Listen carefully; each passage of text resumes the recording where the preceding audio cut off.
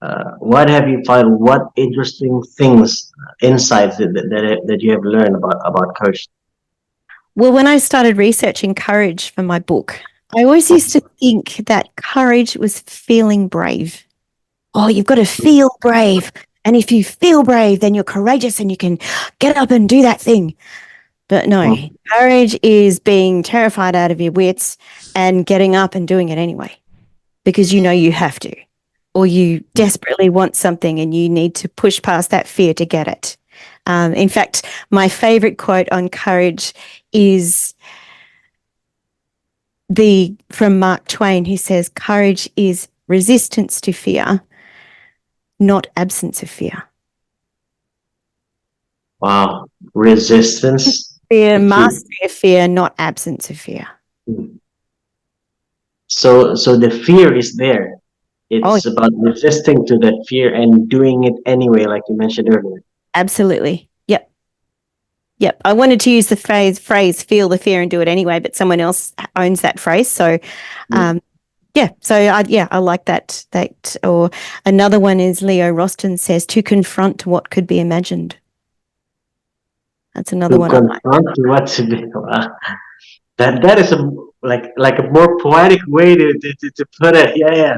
Mm. Okay, but how do you build it then? Like everybody, if we ask, if not everybody, at least most people will say yes. Is courage important? Yes, of course it's important. Do you want to be courageous? Yes, but how do you build that courage within you? Okay, so I've got a 5-step methodology which spells out the word focus. For And FOC, okay. this is what I talk about in my talks when I talk about courage. Mm. And so it's fix your eyes on the prize, overcome what keeps you stuck, connect with what you really want, up Mhm. your courage every day, and see your success by putting your courage into action. And I made that into a poem. Can I tell you my poem? Please do. It's called Success is Courage. Success is putting courage into action. Hmm. Fix your eyes on the prize, and your fear will have no space. Overcome what keeps you stuck and see your dreams fall into place. Connect with what you really want and not what's in your head. Update your courage every day and leave those fears for dead. Remember these 4 things and you will grow your courage strong. You may not have much courage now, but it won't take too long. Even though you don't feel brave, you have all that you need. So put your courage to the test and see where it will lead. So it's all about changing your mindset. That's how you. And that that last part as well. Put your courage to the test. Yes. So it means, like my interpretation right now. Please correct me if I'm wrong. But my interpretation is that in order to build the like our courage, we need to put ourselves in a situation where that courage will be tested in a way. Absolutely. Absolutely. Yep. It's like updating your courage, like all the fix your eyes on the prize, overcome, Mm-hmm. connect. That's all about your mindset. You know, what do you Mm-hmm. really want to do? That's all about sort of, I guess, building up that mental strength to push past the fear.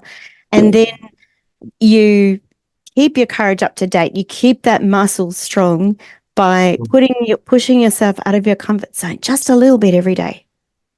Whether that's Mm-hmm. driving a different way to work, saying hi to a stranger, asking a question in a tutorial, you know, just something little that makes you feel just a little bit scared, and then you do it, and you're building that muscle a little bit stronger each time.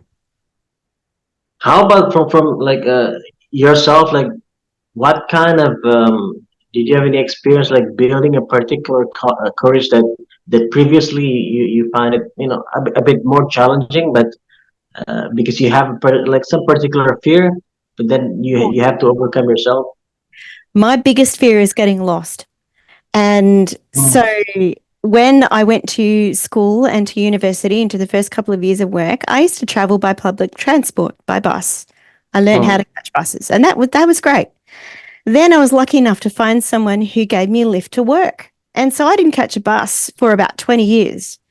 And then once I finished my training, I was offered a job as a lived experience presenter for the Guide Dogs Association. And I jumped at the chance because I thought, wow, I can give back to an organisation who has given me 4 beautiful guide dogs. And I can also get paid to do something I've been doing voluntarily on and off for years, and I can improve my speaking skills. But one of the conditions of the job was that I catch public transport to as many gigs as possible, because of course you can't stand up in front of a group of people and go, I'm an independent guide dog traveller, if I get driven everywhere. So one of the conditions of the job, and at the job interview, I literally nearly threw up on the interviewer when she said, oh, you'll have to catch buses to your speaking engagements. And she still laughs about it today. She said she couldn't believe the look on my face. I went absolutely, completely white. And I started shaking and sweating. And yeah, I was so scared. But I agreed eventually to do 2 weeks of intensive training. So because I was so afraid, I just started getting on and off a bus that was parked at the bus stop. There were no passengers. It wasn't going anywhere. So getting on the bus and then taking short journeys with someone sitting beside me, reassuring me, and then longer journeys with them up the back of the bus. And then eventually I caught a bus to the mall, met my friend, the instructor, had a coffee and came home again. And now I travel all over Canberra by bus to speak. So yeah, that was, and it's if I don't catch a bus for a while, like when we were in lockdown, I didn't catch a bus for 3 months. That first bus journey was so hard because my courage muscle had got weak and I had to strengthen it again.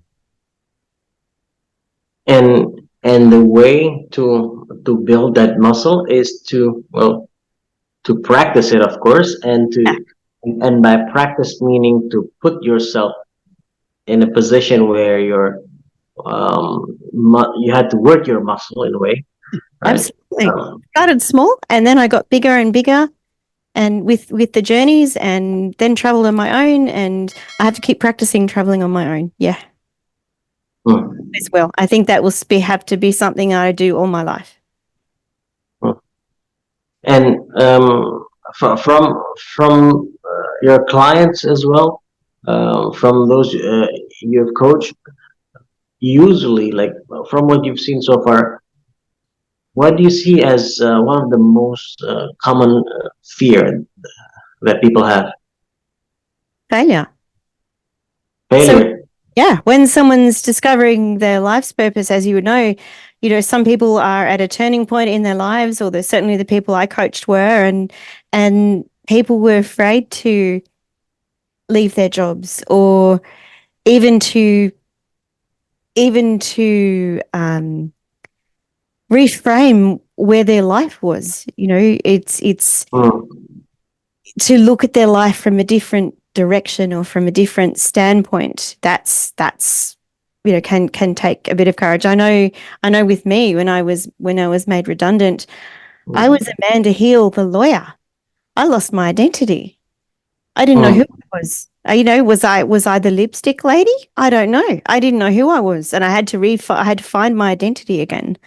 And yeah, so I think fear of failure, fear of the unknown, I would say, would be the 2 most common. Was that a scary process for you? Hell yeah. To find your idea, like when you feel lost like that, when you felt lost. Terrifying. I was lost for years. I didn't know who I was. When people would say, "What do you do?" I'd go, and it didn't help when my parents didn't support my skincare journey, and my dad even said to someone that I was talking to, "Oh, don't talk to her. She'll try and sell you something." I mean, I know he meant it as a joke, but that was harsh. That was really hard. So it was such a sorry for banging the microphone. It's such a relief now to know who I am. I'm Amanda Heal, the author. I'm Amanda Heal, the motivational speaker. I have a box to fit in. I like boxes. I like categorizing things. I like to know where I fit. And so again, let's go back to fear just a little bit.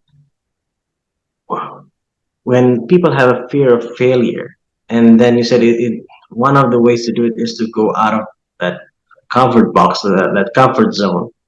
But sometimes some people, okay, but I'm afraid to do that. So, so there's a fear of trying Oh, as yeah. well. Mhm. And from Well, your experience, like, what is there any like methods, techniques that you can suggest, like, I mean, just to overcome this self-talk, this insecurity, like, that we have in our head. the question reminds me of a situation I was in, and I often use this, I have used this with my clients in the past. I remember I wanted to go to an event at university, Mhm. and I thought, oh, I don't want to go. And my friend's going, why do you want to go? And I went, well, I don't know anyone there. And oh, it'll be kind of scary. And I won't know anyone and I'll be by myself. And she said to me, what's the worst that could happen? And I went, what do you mean? And she said, well, what's the worst that could happen? If no one talks to you, you go, you have a sausage. It was a barbecue. You go, you have a sausage or a hamburger. You sit in the sun, you eat your hamburger, and you leave. That's really the worst thing that could happen. Nothing terrible is going to happen to you. The best possible scenario, you might make a new friend, which I did.